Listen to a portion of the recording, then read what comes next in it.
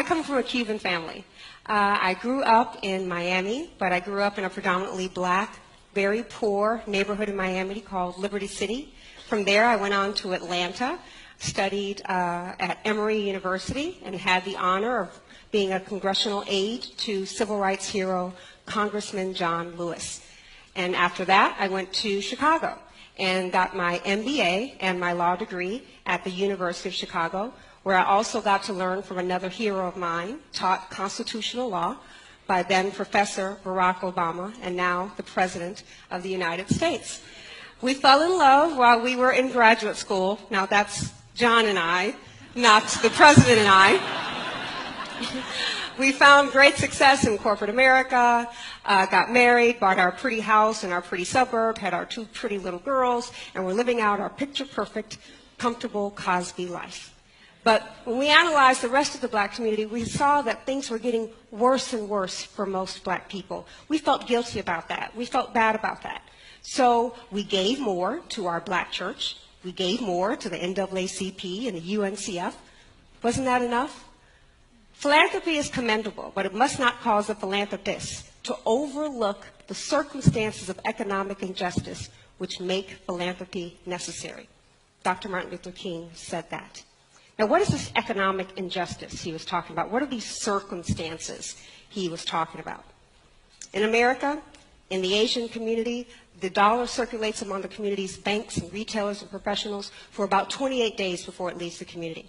In Jewish communities, that circulation period is about 19 days. In WASP communities, predominantly white areas, if you will, the dollar stays 17 days.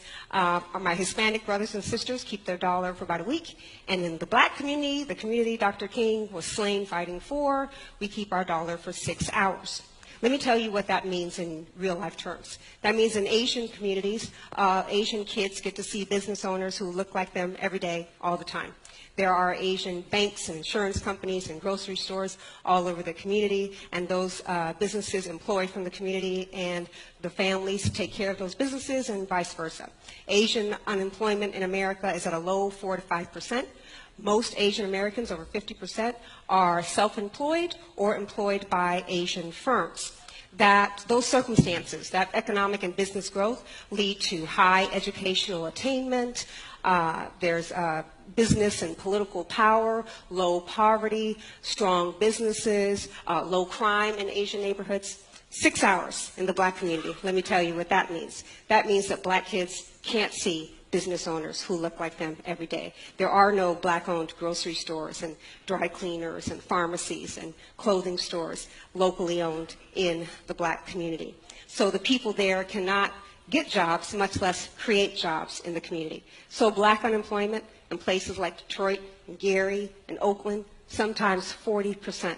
And those circumstances lead to social problems like recidivism, high crime, high gang and drug activity, poverty.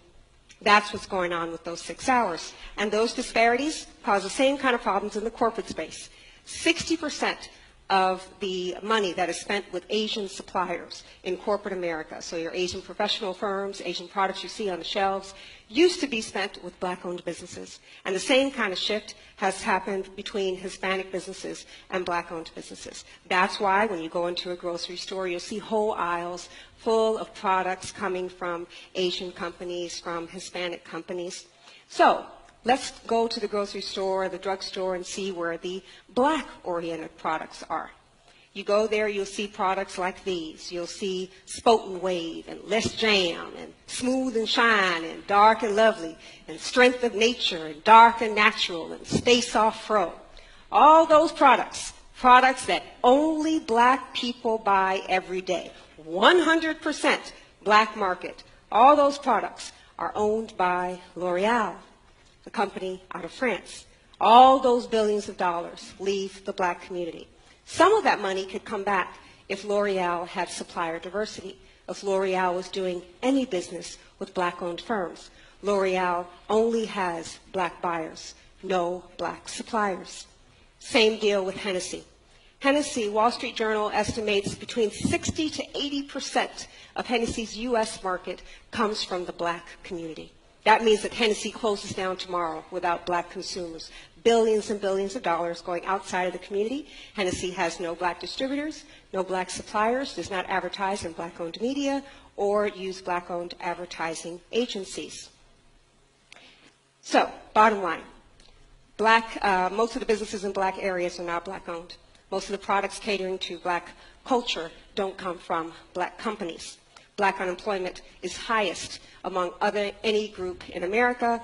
Black firms are the highest employer of black people. So I can give you more. Chicago, 60 KFC franchises, most of them full of black people and black money every day. None of them owned by black franchisees. I'm just trying to give you this picture of the circumstances of economic injustice Dr. King referred to.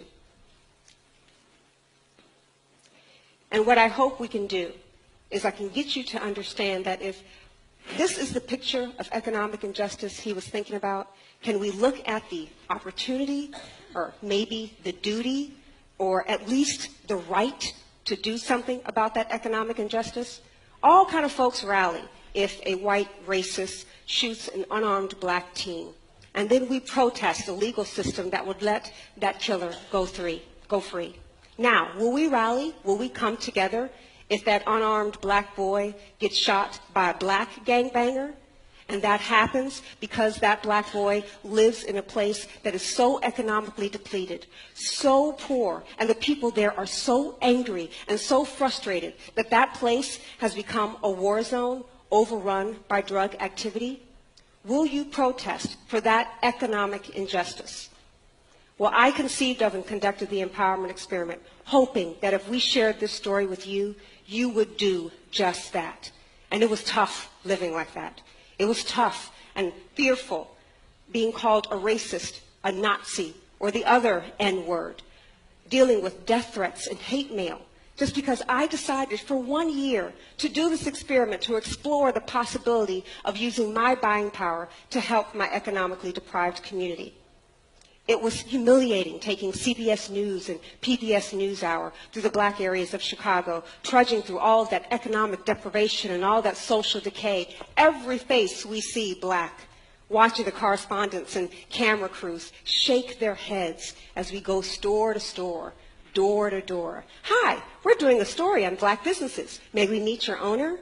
Blocks and blocks, sometimes miles, dozens of businesses without engaging a black proprietor. It hurt as a black woman to see that. And I know I hurt some feelings to show that. But I really hoped that that year would bring you in and take you there and show you things that you may not want to see, but you needed to see and hopefully really wanted to understand. I wanted you to see Jordan. I met this pretty little girl during that year. I would not have met Jordan or gone anywhere near where Jordan lives, Bronzeville on the south side of Chicago, had it not been for that year. Bronzeville is a dilapidated area, lots of crime, drugs, depression. Still, our young Jordan wanted to build a children's clothing store in Bronzeville. And she did, with her mom and her grandmom and her grandfather's life savings. They called it Jordan's Closets, and it was the most beautiful children's store I've ever seen. They had, on Saturdays, they would invite little girls from the community for tea parties and book clubs. And on Sundays, her mom would host, for teenagers in the community, modeling classes and a charm school. What a gem for Bronzeville. What a great place for me to spend my money. What a wonderful role model for the kids there. Jordan's Closets is closed. Another abandoned dream. Another destroyed dream in an abandoned space. And so it is in Bronzeville. Destroyed dream after destroyed dream. Abandoned space after abandoned space. These are the businesses that I supported during the empowerment experiment. All of them are gone. I took on this year. I did this year because the lack of economic and business power in the black community is the single most salient, destructive, and self-perpetuated problem the black community faces, and still the most ignored. Our buying power, our businesses have always empowered and improved our community. But now, in an integrated society, somehow we're supposed to live without all of that. Somehow we're supposed to survive without the businesses and the buying power. In the early 1900s, shortly after emancipation, believe it or not, black businesses, the black community had amassed great business power. We had black Wall Streets, we had hospital systems, transportation systems, hotel chains, grocery stores, all kinds of businesses and professionals thrived. Hundreds of millions of dollars were created and circulated in the black community.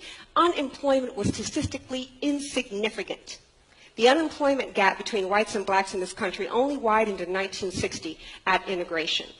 After slavery, more and more black towns became self-sustaining until integration or until they were burned down by racists. Vibrant neighborhoods were bombed, set on fire, then looted.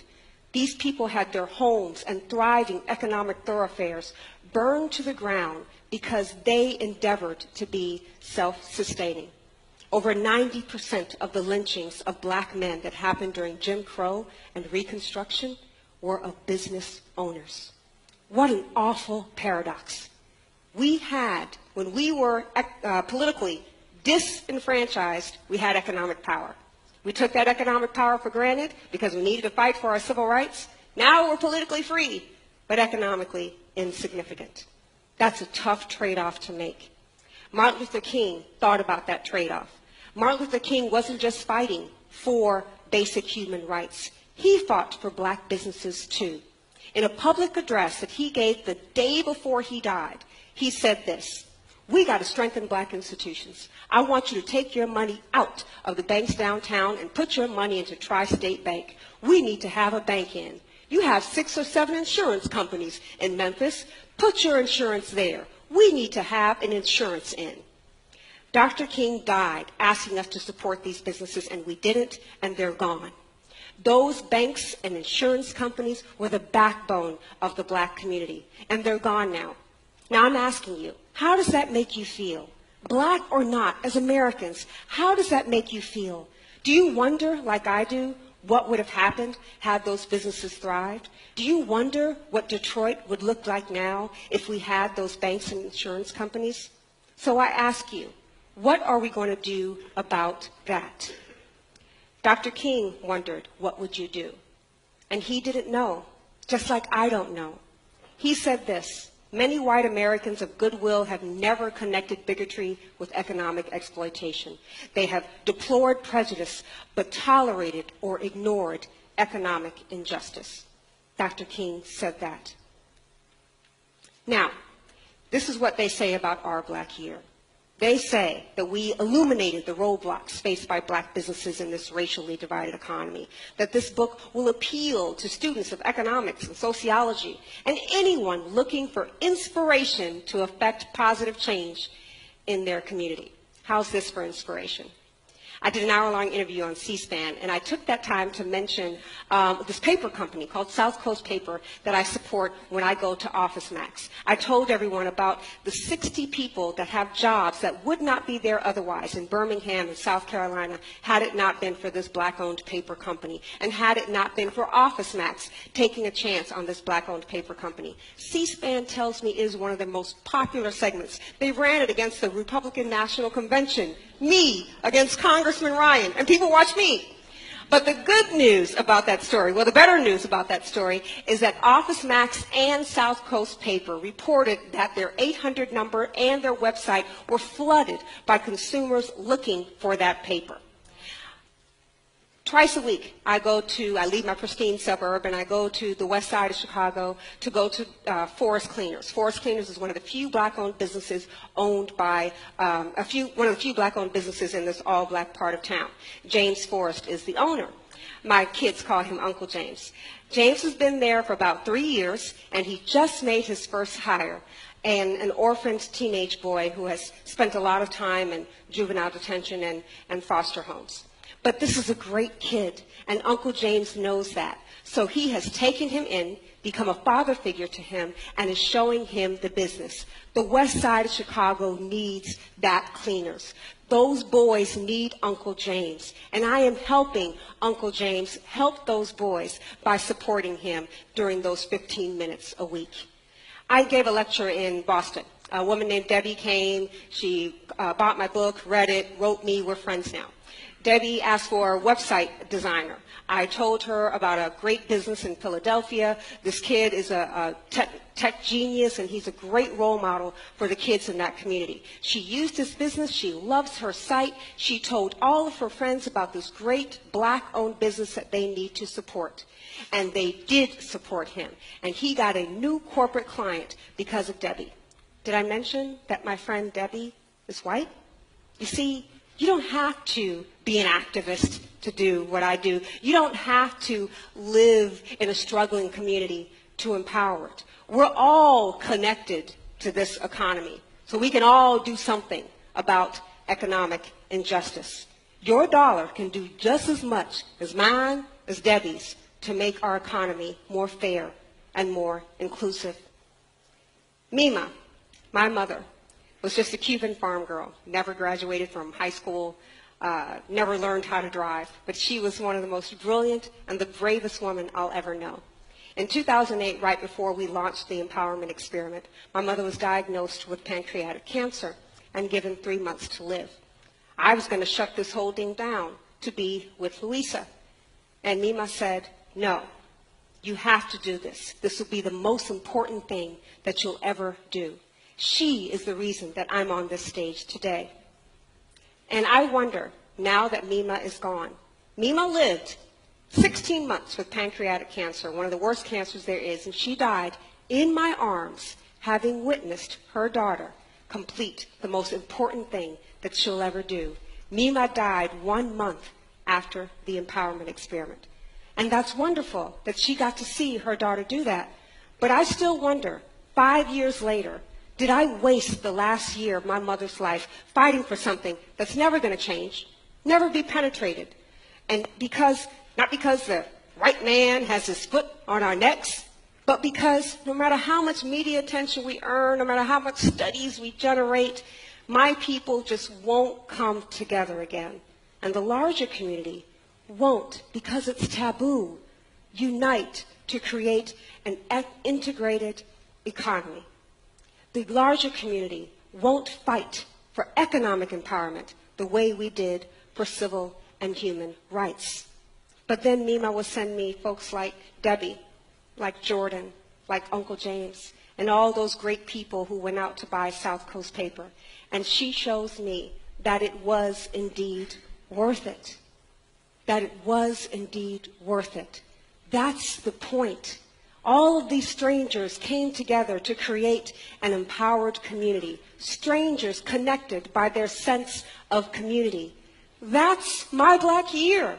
It's not the story of an extreme thing that I did for 1 year. It's the story of the little things we all can do every day. Thank you. Thank you so much.